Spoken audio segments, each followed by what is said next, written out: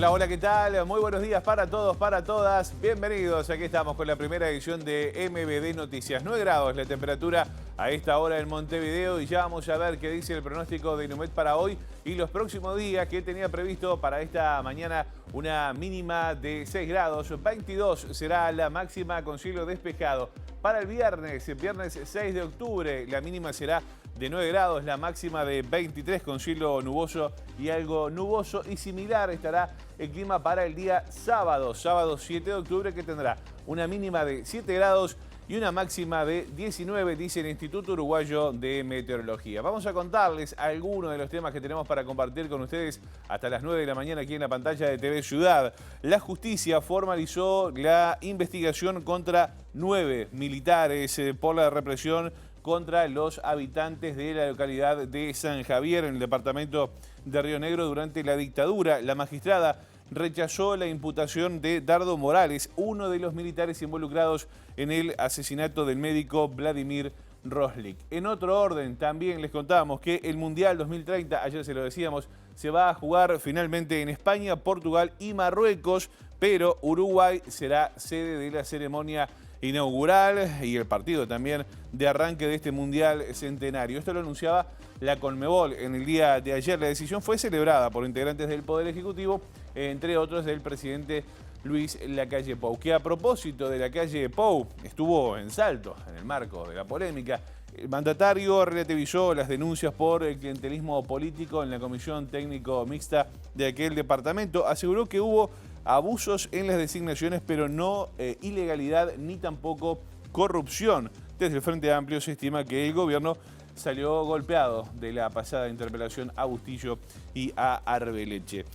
En otro orden, también les contamos que por cuarto año consecutivo el gobierno exoneró una vez más a las empresas de televisión por cable por el uso del espectro radioeléctrico. Esto implica un beneficio de unos 2 millones de dólares para las empresas privadas, que hoy además son competidoras directas de Antel en materia de venta de Internet. Hoy es 5 de octubre, Día Mundial de los Docentes, y en ese marco vamos a estar recibiendo en nuestra entrevista central al presidente de FENAPES, José Olivera, para conocer cuáles son las realidades de los docentes en nuestro país, en el marco de la polémica además por la transformación educativa, qué pasa con el presupuesto en la rendición de cuentas.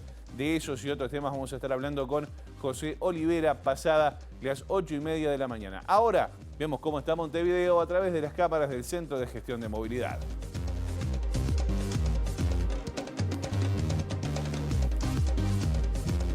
@IM Tránsito, @MBD Transporte. Lo que ocurre con el tránsito en la capital, algunos aportes que nos hace el CGM a esta hora. Les contamos que Vázquez Ledesma, entre Benito Blanco y Roque Graceras, estará cortado hasta las 10 de la mañana por tareas de hormigonado. Pedro Berro, entre Gabriel Pereira y Miguel Barreiro, cortado hasta las 12 por llenado de hormigón. José Antonio Cabrera, entre 20 de febrero y Támesis, cortado hasta las 13 horas por tareas de UTE. Diego Lamas, entre Rivera y Manuel Aedo, cortado hasta las 13 por tareas de carga y descarga. También Marne, entre Andrés Lamas y Luis Alberto Herrera, estará cortado desde las 9 de la mañana hasta las 12, esto por tareas de carga y descarga. Y Charrúa, entre Gaboto y Magallanes, cortado de 11 a 18, también por llenado de hormigón. Movida y soleada la mañana de este jueves. Vamos a comenzar el desarrollo de la información. Lo decíamos en nuestros adelantos. La justicia formalizó la investigación contra 9 militares por los crímenes cometidos contra habitantes de San Javier en el departamento de Río Negro. Esto fue entre el año 1980 y 1984. Entre ellos también estamos hablando del crimen del médico Vladimir Roslik. La jueza de Fraiventos, Selva Siri, les tipificó los delitos de privación de libertad, abuso de autoridad contra los detenidos y también lesiones graves. La jueza rechazó además la prisión preventiva y aplicó el beneficio de la prisión domiciliaria con colocación de tobillera electrónica, prohibición de acercarse a las víctimas y de salir del país. El fiscal Ricardo Percivale había solicitado la formalización contra 12 militares, recordemos fueron 9. Sin embargo, uno de ellos, Alberto Loitey, ex candidato a intendente de Soriano por Cabildo Abierto, falleció, y otro militar está internado en grave estado, por lo que no concurrió a la audiencia del día de ayer.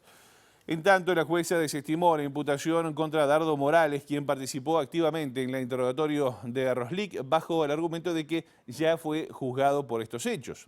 Morales fue procesado semanas atrás por las torturas contra la maestra Susana Zanoniani y otros habitantes de San Javier en 1980. El fiscal Ricardo Percivale decidió apelar esta decisión, ya que esta nueva imputación incluye hechos ocurridos en el año 1984. Otro de los temas que destacábamos en el arranque de esta primera edición de MBD Noticias tiene que ver con lo ocurrido en Salto, porque en ese departamento estuvo el presidente de la República, Luis Lacalle Pou, en el día de ayer, quien relativizó las denuncias por clientelismo político en la Comisión Técnico Mixta de Salto Grande. En ese sentido, el mandatario dijo que hubo un abuso indiscriminado del mecanismo de designación directa, pero que no hubo ilegalidad ni tampoco corrupción. También afirmó que se actúa en consecuencia. ¿Estamos vacunados contra alguien que se equivoque? Porque claramente acá no hay ilegalidad y tampoco hay corrupción.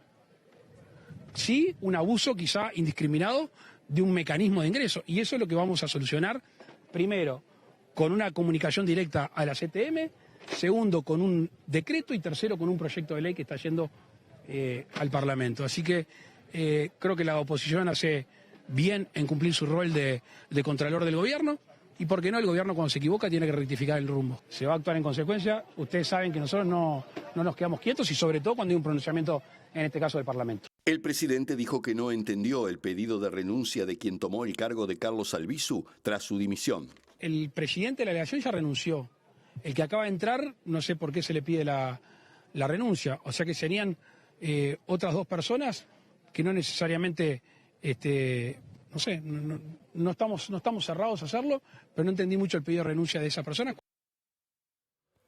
Bueno, y tras esta situación, tras la interpelación además, ustedes saben, una extensa interpelación que se realizó a Francisco Bustillo y y a Susana Arbeleche, Susana es otra persona, el Frente Amplio apuntó a la responsabilidad de integrantes del Poder Ejecutivo en lo ocurrido justamente allí en la Comisión Técnico Mixta de Salto Grande. Ayer, aquí mismo, en la primera edición de MBD Noticias, el senador del MPP del Frente Amplio, Alejandro Sánchez, dijo, entre otras cosas, que esta cuestión realizada por Albizu en materia de contrataciones estaba avalada por la Torre Ejecutiva, concretamente por Álvaro Delgado, titular de la lista 404. A todo esto, el diputado Nicolás Viera, miembro interpelante de la pasada interpelación, aseguró que el Poder Ejecutivo salió golpeado de esta instancia parlamentaria. La interpelación de ayer fue bisagra en la vida que le puede llegar a quedar a la coalición de gobierno. De hecho, el diputado Viviano, al finalizar la interpelación, dijo que si la coalición no votaba como bloque, al menos algunas partes de la declaración, era el fin de la coalición de gobierno. Y realmente lo que yo creo que pasó ayer fue hacer honor a algo que venimos diciendo públicamente. Son coincidencias que tenemos, sanas coincidencias, con parte del Partido Nacional, con parte del Partido Colorado, con Cabildo Abierto y con otros partidos que integran el Parlamento, porque la conclusión más clara es que el gobierno se fue golpeado de la interpelación, el gobierno se fue cuestionado y se cuestiona la discrecionalidad en el gasto y se cuestiona el ingreso directo de correligionarios políticos que buscaban beneficios personales y partidarios como plataforma de un lanzamiento electoral utilizando los recursos de todos los uruguayos. Vamos a meternos ahora con informaciones del ámbito judicial, porque el fiscal Alejandro Machado fijó nuevas fechas de indagatorias para autoridades de los Ministerios del Interior y también de Relaciones Exteriores por la entrega del pasaporte al narcotraficante uruguayo Sebastián Marcet. Las instancias van a comenzar el próximo 24 de octubre y van a declarar 12 personas. El fiscal Alejandro Machado fijó las audiencias en las que indagará a 12 personas por la entrega del pasaporte al narcotraficante Sebastián Marcet mientras estaba detenido en Emiratos Árabes Unidos por entrar con un pasaporte paraguayo falso. Las indagatorias comenzarán el 24 de octubre y tendrá a diversos actores. El 30 de octubre declarará Guillermo Maciel, subsecretario del Ministerio del Interior. Un día después irá el ministro Luis Alberto Heber. Luego, el 1 de noviembre, comparecerá la ex subsecretaria de Cancillería, Carolina H., y 2 días después lo hará el canciller Francisco Bustillo. Además, el 6 de noviembre declarará el abogado Alejandro Balbi, quien realizó la gestión ante Cancillería para obtener el pasaporte del narcotraficante. Las declaraciones estaban previstas un tiempo atrás, pero quedaron en suspenso por una diligencia solicitada por la defensa de Carolina H., encabezada por Jorge Díaz. Hasta el momento se conocieron comunicaciones entre H. y Maciel en donde se advertía sobre la figura de Marcet como un narco peligroso y pesado. Al momento de ser interpelados en el Senado, tanto el canciller Bustillo como el ministro Heber negaron saber quién era Sebastián Marcet. El 25 de octubre declarará la exdirectora de Consulares de Cancillería, Paulín Davíes, y también estará citada Fiorella Prado, excónsul en Emiratos Árabes Unidos, quien le tomó huellas dactilares a Marcet en la cárcel. Bueno, nos vamos al Parlamento ahora porque la Cámara de Representantes aprobó este miércoles el proyecto de ley de garantías de primera infancia, infancia y adolescencia presentado por la diputada Frente Amplista Cristina Lustenberg. La iniciativa procura consolidar una política de Estado a través de un cambio en la gobernanza que permita una mejor coordinación de los organismos públicos dedicados al área de la niñez y la adolescencia. A través de las redes sociales, Cristina Lustenberg aseguró que esta norma refleja el compromiso del bienestar y también el futuro de nuestros niños y niñas, ya que toma en consideración la integralidad de las políticas de infancia y de familia. En ese sentido, además, establece un marco sólido para garantizar que cada niño y niña tengan acceso a una educación de calidad, atención médica adecuada y un ambiente seguro que les permita crecer y poder desarrollarse plenamente. Además, refuerza la protección contra el abuso infantil y también la negligencia. Vamos a cambiar de tema ahora. Les contamos que la FIFA, esto lo decíamos en el arranque, la FIFA designó a España, Portugal y Marruecos como países sede del Mundial 2030. Sin embargo, el organismo dispuso que la ceremonia y el partido inaugural se jueguen aquí en Uruguay, en el Estadio Centenario, y que también, habrá un partido en Argentina y otro en Paraguay. En este marco, el secretario nacional de Deportes, Sebastián Bauzá, señaló la importancia de la decisión y recordó que las gestiones de este proceso comenzaron durante el gobierno de Tabaré Vázquez. Lo que ya está decidido, que la ceremonia inaugural y el partido inaugural se va a jugar en el Estadio Centenario. La historia vuelve al estadio, eso es algo que realmente hay que festejarlo. Sabemos que también Paraguay y Argentina van a tener un partido de su serie, porque lo más importante que Uruguay ya está clasificado para el Mundial 2030 porque de alguna manera va a recibir la organización y el partido inaugural. Se habla que para organizar un Mundial estamos alrededor de $1.000 millones. Para esta zona, $1.000 millones sabemos que va a ser mucha plata y que era muy difícil poder conseguirlo porque cada vez las exigencias son mayores. Yo creo que con este instrumento que tenemos el partido inaugural, la ceremonia en el Estadio Centenario, la idea sería, ver qué es lo que hay que invertir para arreglar el Estadio Centenario, qué exigencia la FIFA nos pide para hacer este partido inaugural. Y aparte ustedes piensen, ¿no? Lo que es un partido inaugural donde van a llegar las autoridades de todo el mundo, donde tal vez se pueda organizar un campeonato previo al Mundial, Copa de Clubes. Hay mucho para trabajar y ojalá que lo podamos hacer entre los 4 países. Es necesaria una infraestructura, pero una infraestructura sustentable. Que nos va a tener que ayudar desde trabajar en el aeropuerto de Montevideo y ojalá podamos conseguir algo antes del 30, que eso es lo que vamos a pelear, porque si se va a invertir... Y en Qatar se jugó alguna Copa de Clubes, en Estados Unidos y México y Canadá se va a jugar la Copa América, entonces nos abre la oportunidad para seguir trabajando y para buscar eventos.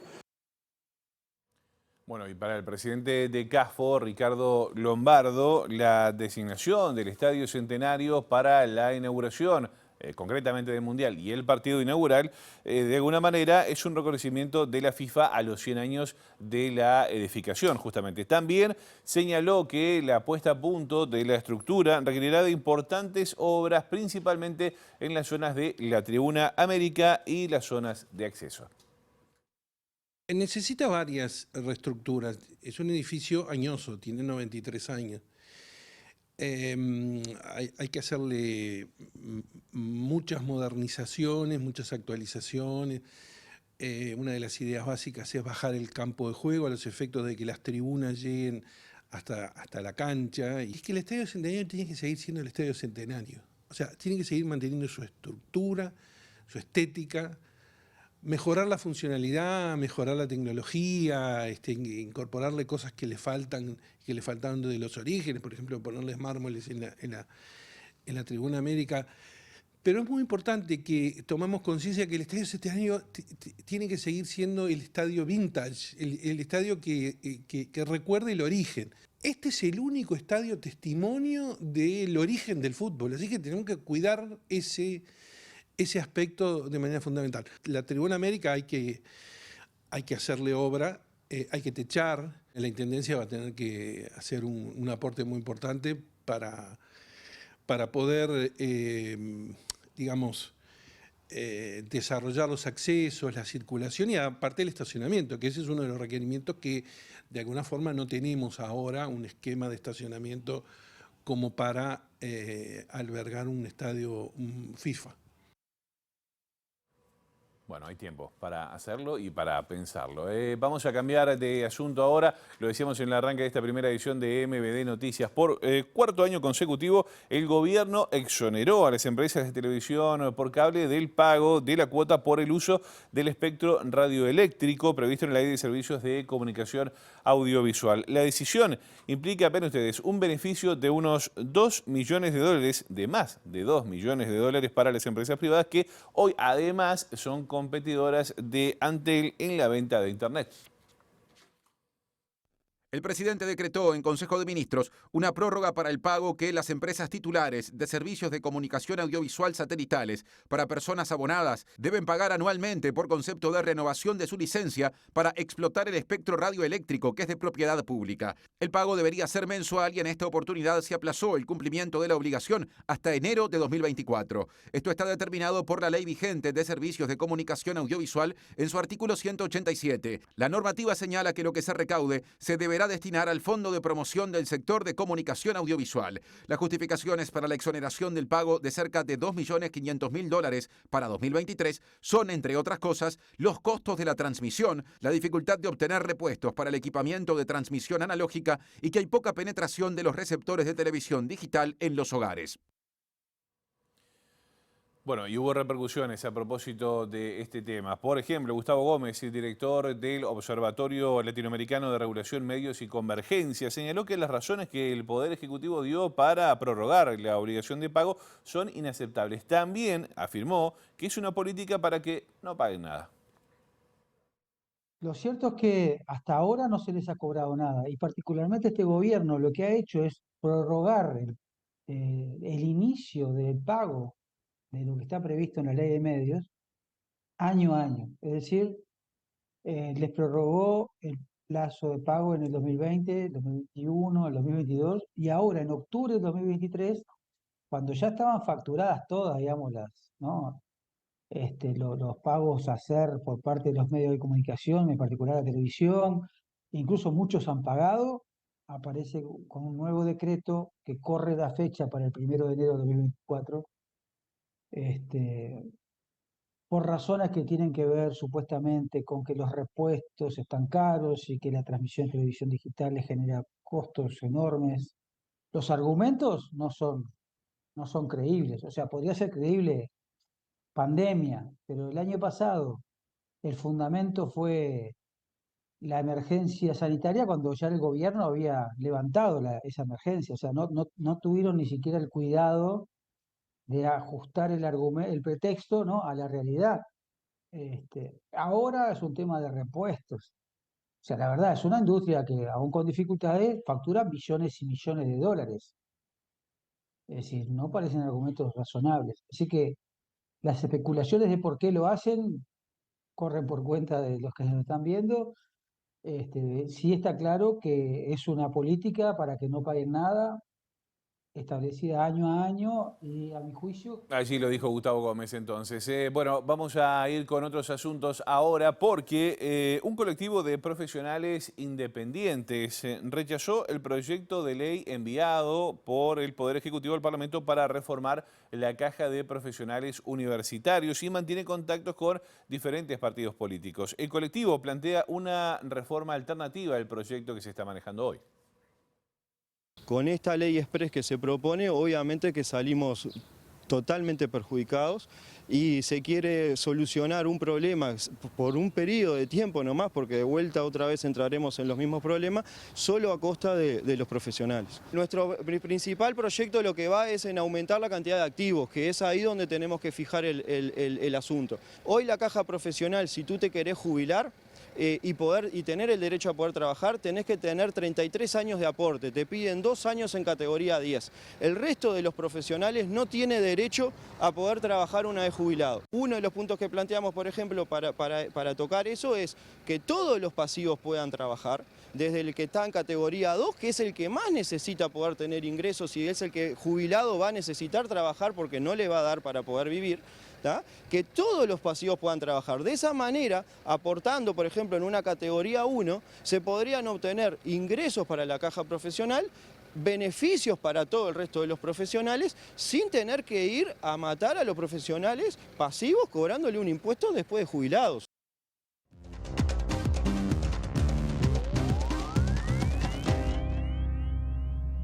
Hoy es jueves, momento de columna cultural que siempre llega de la mano de Eduardo Delgado, a quien ya saludamos. ¿Cómo le va, Eduardo? Buen día. Muy buenos días, Josema, un gusto saludarte. Hoy venimos con un fenómeno que vengo siguiendo con mucho interés desde hace algunos años y es el éxito y el prestigio de varias cantautoras mexicanas en un país fuertemente marcado, tanto mirado desde afuera como desde adentro, sí, por un fuerte machismo, exacto, como es México. Exacto. Y entonces, bueno, vamos a adentrarnos un poquito en este fenómeno, que estas cantautoras tienen como referente a Chabela Vargas, ¿no? Referente histórica de la canción popular mexicana. Un poquito más cerca, Lila Downs es otra de las personas que mencionan, pero ellas han logrado un éxito, un prestigio que es muy difícil de alcanzar. Estamos hablando, por ejemplo, de Julieta Venegas, sí, Natalia Lafourcade, sí, Carla Morrison, la chilena, pero radicada en México, que la sienten ya como propia, que es Mon Laferte.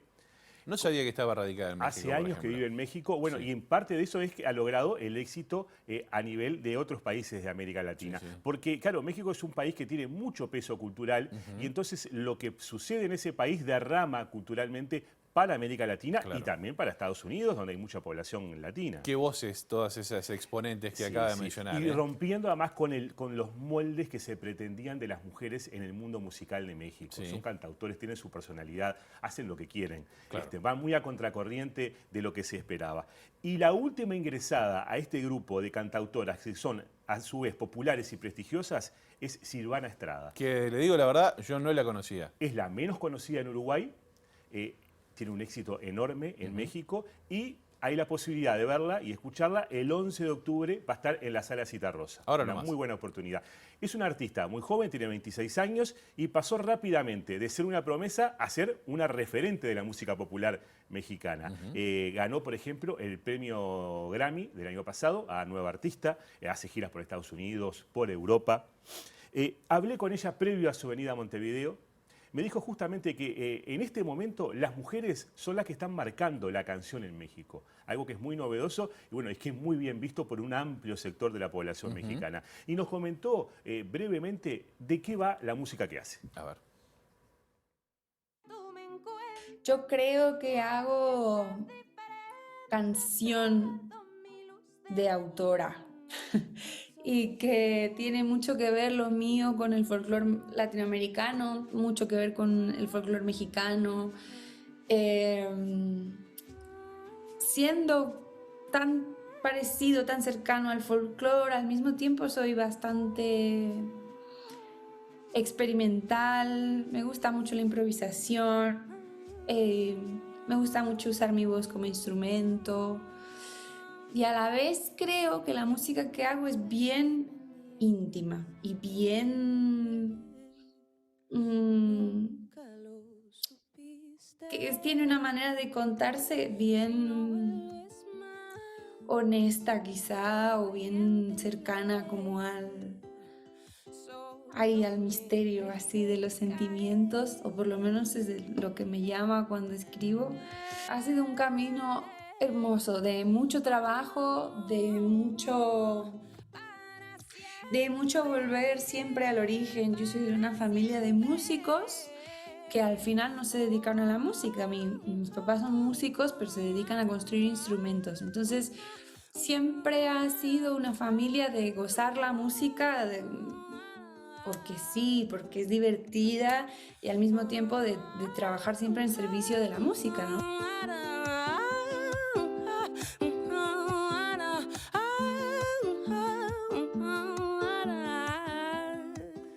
La tristeza, la nostalgia, la melancolía son parte esencial de la música de Silvana Estrada, que la emparenta mucho con el tango y con parte de la música popular uruguaya. Ella dice que son sentimientos que no tienen mucho lobby, pero que sí están muy presentes en su obra. Claro. Y manifestó su amor por la música del Cono Sur y en especial de la uruguaya. ¿Ah, sí? Y te digo que fue muy sorprendente para mí hablar con una joven artista mexicana de 26 años que sabe tanto de la música de Uruguay. Ajá. Porque, por ejemplo, por supuesto me nombró a Jorge Drexler, que es muy conocido en España, en América Latina, con quien compartió escenario alguna vez, pero que te diga que uno de los discos que más se escucha es Mateo Solo Bien se lame, de Eduardo Mateo. El recital de Gustavo Príncipe, un artista de culto que es poco conocido por los propios uruguayos. Sí, es cierto. ¿No? También me nombró que cuando piensa en Montevideo, que está deseando venir, en sus oídos escucha Viromes y servilletas de Leo Maslía. ¿Qué le parece? O nombrarle a Fernando Cabrera y que rápidamente empieza a cantar unos versos de Tiempo hasta después. Le digo que la verdad la tiene mucho más clara que muchos de nosotros. Sí, sí, sin duda. Sí. Y también a nivel de poetisas, por ejemplo. Bueno, es muy fanática de Ida Vitali y de Ida Vilariño. Conoce mucho de la cultura uruguaya, me sorprendió muchísimo. Y es también en parte por eso, porque la vamos a escuchar hablando de esto. Vamos a ver el tema de cómo se manifiestan los sentimientos en la música uruguaya. A ver. Yo sé que eres libre de irte como... A mí me encanta. Toda la música del Cono Sur me encanta y tienen una manera de cantarle a la nostalgia y a la tristeza muy mágica, como si a ustedes no les hubiera llegado esto que quizá en México sí que nos llegó, de la superpositividad y todos vamos bien y como esta cosa del éxito, ¿no? Que de repente es un poco más de Norteamérica. México es Norteamérica, ¿no? Entonces sí, me conecto mucho con la música uruguaya, con la poesía uruguaya, como que sí, hay algo ahí como si hubieran pinchado directo en la vena de la nostalgia. Quise jugar, pero no espero que me creas por apostar perdido. Qué voz, ¿eh? Sí, muy interesante. Sí, sí. Muy interesante. Es una exquisita en la composición y interpretación, Silvana Estrada. Tal cual. Y si bien, como parte escuchamos, sus canciones son más bien intimistas, también la temática social está presente. Y en su canción Si me matan, refiere a la violencia de género. Nació tras el feminicidio de Lesbi Berlín, una joven mexicana que causó una gran indignación en la población porque varios medios de comunicación y parte del sistema judicial como que revictimizaron a la mujer asesinada. Parecía poco más que la culpa era de ella de haber sido asesinada. Esto generó un enorme malestar y a nivel de redes sociales en Twitter se generó un hashtag que se llamaba Si me matan, en que cientos de mujeres mexicanas escribían mensajes en vida de qué querían dejar, qué mensaje querían dejar antes si les sucedía Fuerte, de ser crudo. asesinadas. Muy fuerte. Sí. Esto conmovió muchísimo a Silvana Estrada, bueno, y le puso la idea de traducir eso en una canción. Le llevó un tiempo, le llevó un año elaborada, y al terminarla se dio cuenta que era una canción de esperanza, cuando había comenzado haciendo otra cosa. Claro. Grabó su videoclip en pandemia, con medidas muy restrictivas, y el video se hizo enormemente viral.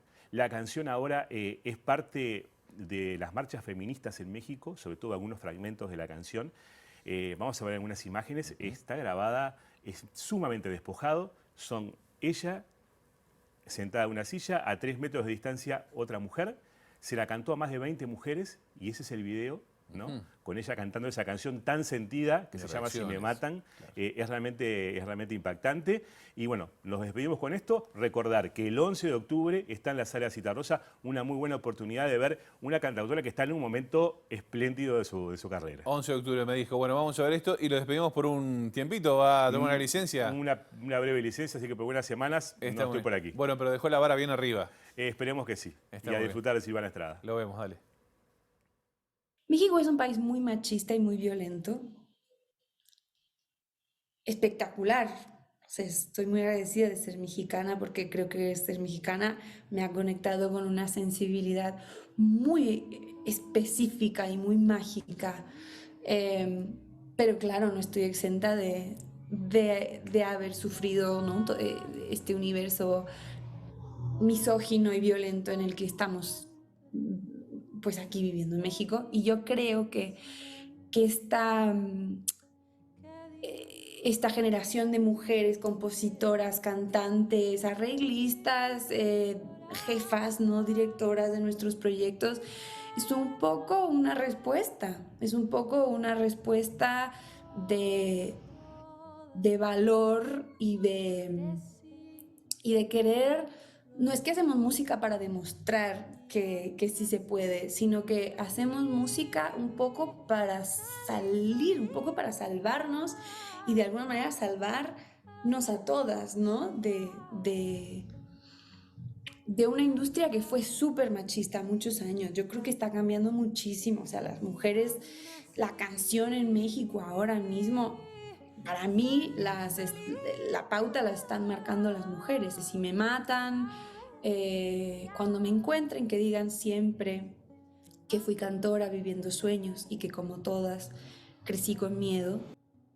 Si me matan, si es que me encuentran, llénenme de flores, cúbranme de tierra, que yo seré semilla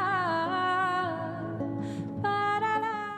Qué historia, qué fuerza, qué momento ese, además. 11 de octubre, Sala Citarrosa, buena oportunidad para ir a ver entonces a Silvana Estrada, hay que tenerla en cuenta. Vamos a hacer una pausa. A la vuelta vamos a estar hablando con José Olivera, presidente de FENAPES, a propósito del Día del Docente y también toda la coyuntura que está pasando con la transformación educativa. Pausa, ya seguimos.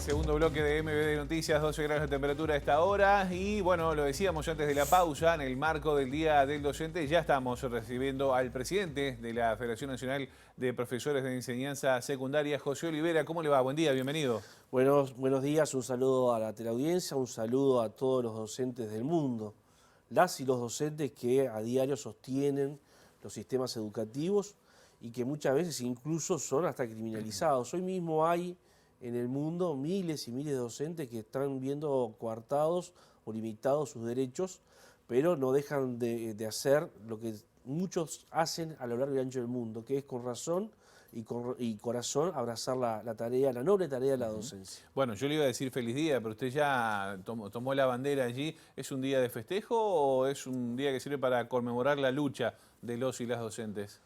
Yo creo que es un día que tiene la combinación de ambos factores, de ambos elementos. Es un día de festejo, de celebración, sobre todo, reitero, para quienes abrazan con razón y corazón esta noble tarea, pero también es un momento de reivindicación, particularmente cuando hay hoy en el mundo fuertes cuestionamientos al papel y el rol de los docentes. De hecho, el secretario general de las Naciones Unidas acaba de conformar hace muy poquitos meses una comisión de alto nivel para discutir la profesión docente, porque increíblemente, pandemia mediante, y donde incluso hay elementos de análisis que dan cuenta de la importancia que se le atribuyó a los sistemas educativos, a la presencialidad, al rol de los docentes. Hoy nos encontramos con países en la región y fuera de ella que, bueno, por ejemplo, han reducido y expulsado de los sistemas educativos un número importante de docentes, han reducido salarios, han empeorado sus condiciones de trabajo. Por lo tanto, también es un día ¿Cuál es el hoy... argumento para que ocurra eso? Bueno, claramente que ahí hay toda una disputa por el sentido de la educación y por el avance sistemático de los procesos de privatización y mercantilización que estamos viviendo a nivel global y regional e incluso en nuestro país, y particularmente la pretendida intención de sustituir a los docentes por los elementos de inteligencia artificial, por las plataformas virtuales que van desde las propuestas curriculares en línea hasta los sistemas administrativos de control y de evaluación de los sistemas educativos. Y en ese sentido, ¿cómo estamos hoy parados en Uruguay? Bueno, tenemos enormes desafíos, ¿no? No es casualidad que aparezcan propuestas de una universidad virtual establecida por un economista. No es casual que aparezcan propuestas de bachilleratos virtuales establecidos por un diputado de la coalición gobernante.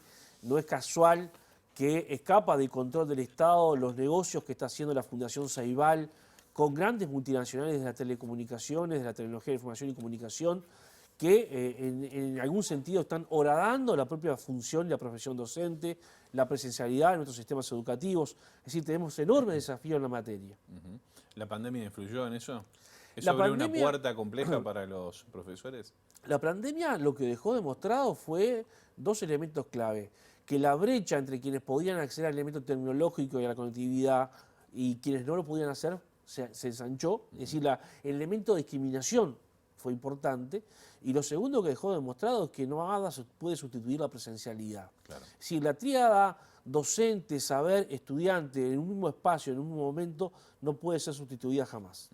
El cara a cara, el mano a mano. El cara a cara, el mano a mano, porque allí están en juego mucho más cosas que los saberes y los contenidos, es decir, la posibilidad de generar empatía, lo vincular, lo formativo, desde la propia gestualidad del docente, el intercambio con los estudiantes, el conocer sus situaciones, el poder tener el contacto de una mirada, no da las mismas condiciones que la genera la virtualidad, ¿no? Olivera, donde no hubo cara a cara ni tampoco mano a mano fue en la última TD que estaba prevista para el pasado martes, pero las autoridades de la educación la suspendieron. ¿Cuál fue el motivo y cuál fue el argumento de suspender esta asamblea técnico-docente? Yo creo que en algún sentido es, no le estropeemos la fiesta a Robert Silva que se está yendo el precandidato, ¿no? A ver, ¿cómo es eso?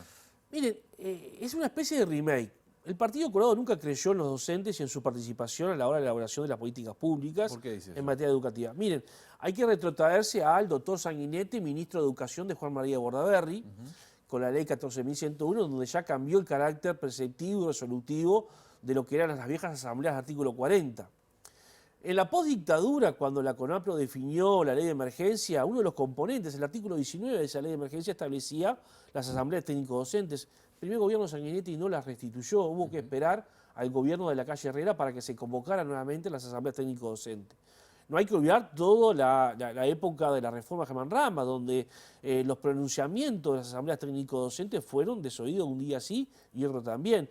Por lo tanto, no nos extraña esta actitud de suspender sin fundamentos, sobre todo porque hay una contundencia en el rechazo con muy buenos fundamentos. Yo acabo de leer en las últimas horas un esbozo de lo que es el informe que se está entregando a las autoridades de la educación, del contenido de esos más de 240 informes de centros educativos que vienen con la posición del cuerpo docente con muy buenos fundamentos rechazando esta nueva improvisación que se llama transformación educativa y la propuesta de reforma curricular para el bachillerato, en particular para el cuarto año, o sea, para el primer año del bachillerato. A grandes rasgos, ¿qué dice justamente ese documento? ¿Qué podemos conocer, por lo menos lo que te estoy señalando? Bueno, primero que se parte en el informe de una situación que ya es característica de todos los documentos que presenta la Administración. Plantea falsos problemas a los cuales le plantean soluciones que, obviamente, si usted parte de premisas falsas, es muy seguro y probable que llegue a conclusiones falsas. Este es el primer elemento que allí surge. El segundo elemento que surge es el grado de improvisación, de debilidad en términos argumentativos que tiene la propuesta, en este caso para bachillerato, concretamente, reitero, primer año del bachillerato. Estos dos elementos ya de por sí invalidan toda la propuesta que la administración pretende implementar para el bachillerato, dando continuidad a algo que ya se había visto en la propuesta de reforma curricular de la educación básica integrada.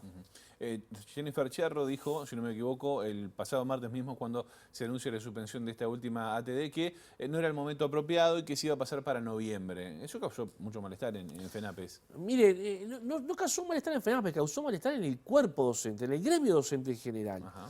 Porque se esperaba de alguna forma poder seguir avanzando en el análisis de esta propuesta con otros tiempos.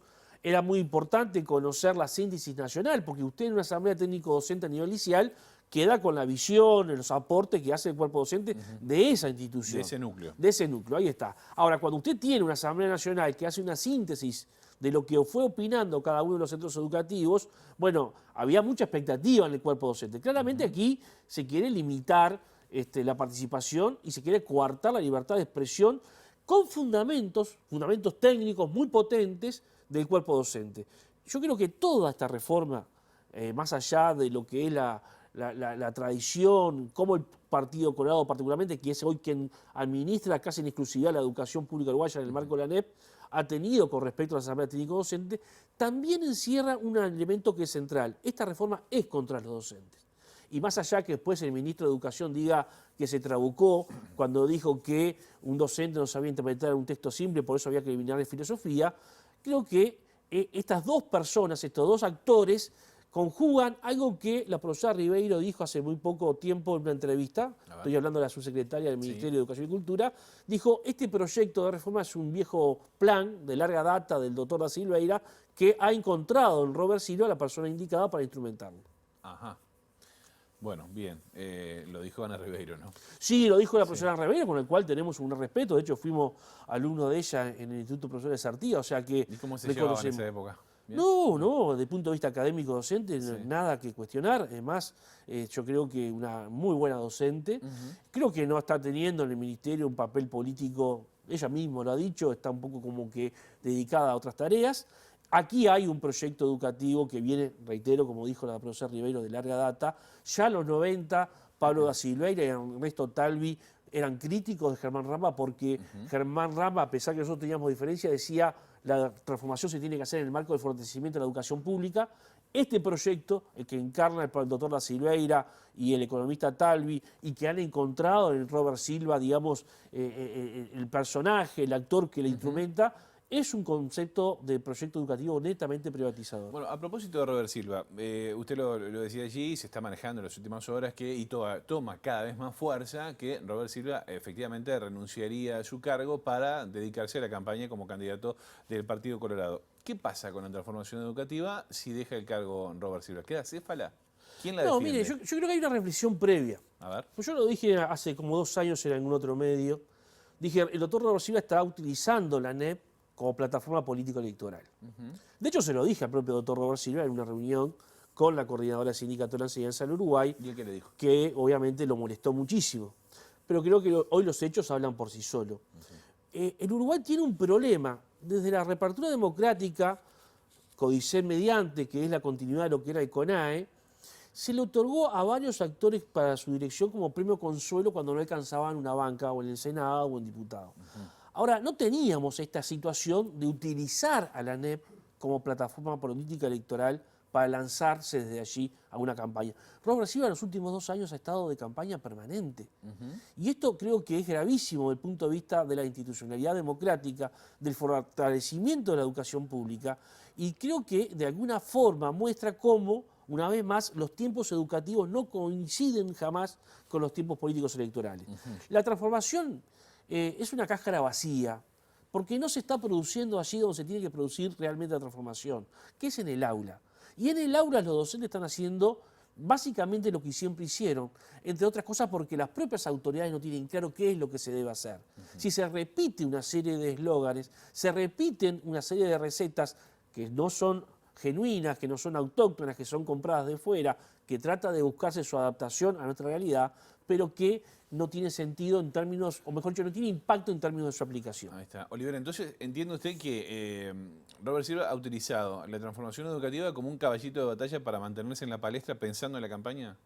Mire, yo creo que en los últimos 2 años hubo un cambio. Robert Silva cuando asumió la presidencia del CODICEN de la ANEP, marco de pandemia mediante, tenía como gran y enorme desafío ganarse la confianza del presidente de la República.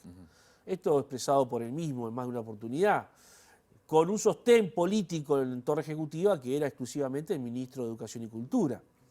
Y pasada la pandemia comenzó a generarse una visión o una perspectiva de utilizar a la ANEP como una plataforma electoral. Esto que lo habíamos visto en algunas otras situaciones con alguna otra empresa del Estado, del dominio comercial e industrial, hoy ha recaído en la ANEP y claramente basta con ver algunas cuestiones de publicidad, basta con ver cómo se han destinado fondos que tenían como origen ir a atender situaciones de las poblaciones más vulnerables para propagandas en redes sociales, en medios televisivos, la agresiva campaña que lleva adelante hoy, personificado solamente en la figura del presidente, la propia ANEP. Bueno, todos esos elementos dan cuenta de esta situación. En el final, ¿se tiene que quedar o se tiene que ir, Robert Silva? Yo creo que en este momento ya es obsceno lo que se está haciendo con la institucionalidad educativa. Yo creo que en estos momentos ya debiera haber dado un paso al costado y dedicarse a lo que es realmente, más que docente, Robert Silva es un político profesional, un político que ha vivido la política partidaria y no de la docencia. José Olivera, dejamos esta charla cuenta además. Muchas gracias por estos minutos y feliz día. No, gracias a ustedes, como siempre, ha sido un gusto. Hasta la próxima. Bueno, nosotros les contamos ahora que este miércoles con el espectáculo Adagio a Citarrosa se realizó la reapertura del Teatro de Verano con las obras finalizadas de la fase 1 de la remodelación. El año pasado, cuando terminaba el carnaval, primero explicamos que para reformar todo el Teatro del Verano, si esperábamos a poder hacerlo todo de entrada, no íbamos a poder, que iba a haber una etapa 1, que es esta que se cumplió, y que iba a haber una etapa 2. Vengo acá a comprometer que la etapa 2, que acabamos de ver adelantada en el video, que incluye toda la platea alta, incluye las mismas luces que se ven acá, que va a permitir tener 1000 localidades más, que va también a tener accesibilidad. Esa etapa 2 empieza en mayo del 2024, de manera que en el otro carnaval ya tengamos un teatro de verano totalmente renovado. En este enero, todo el parque que nos rodea, incluyendo la entrada, va a tener iluminación, tiene un nombre, la iluminación que hicimos en el Botánico de la parte verde para que también se incorpore el paisaje verde durante la noche al teatro de verano. Bueno, muy bien, y vamos a hablar de fútbol ahora, porque hubo novedades en las últimas horas y aparentemente hay acuerdo para que el fútbol entonces vuelva a nuestro país después de prácticamente un mes parado. El Congreso de la Asociación Uruguaya de Fútbol avaló la propuesta presentada por Ignacio Alonso de la Mutual Uruguaya de Futbolistas Profesionales y por ende se levantó el paro de actividades que mantuvo detenido el fútbol uruguayo, como decíamos, durante un mes. La reunión, que tuvo varias horas de duración, mostró posiciones muy encontradas, principalmente en el punto relativo al fair play financiero, ya que varios clubes profesionales afirmaron que ese justamente no era el ámbito para justamente discutir y decidir a tratarse de un asunto que, bueno, atañe al profesionalismo. Lo concreto es que cada uno de los puntos principales propuestos por Alonso, al gremio justamente de los jugadores, fueron aceptados por mayoría simple, algunos con cambios en su redacción. Una vez que todos fueron votados, la Mutual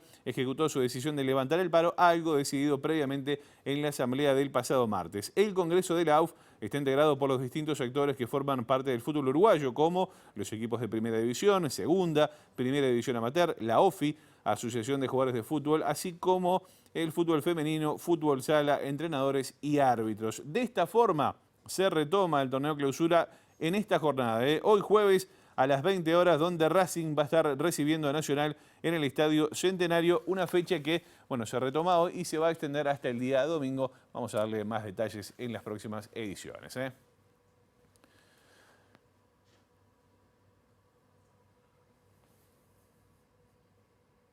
Gol, entró esa. Bueno, muy bien, hasta acá llegamos con la primera edición de MBD Noticias. En minutos arranca Ciudad Viva en la pantalla de TV Ciudad y volvemos con la información a la hora 13:30 con nuestra edición Mediodía. Que pasen bien.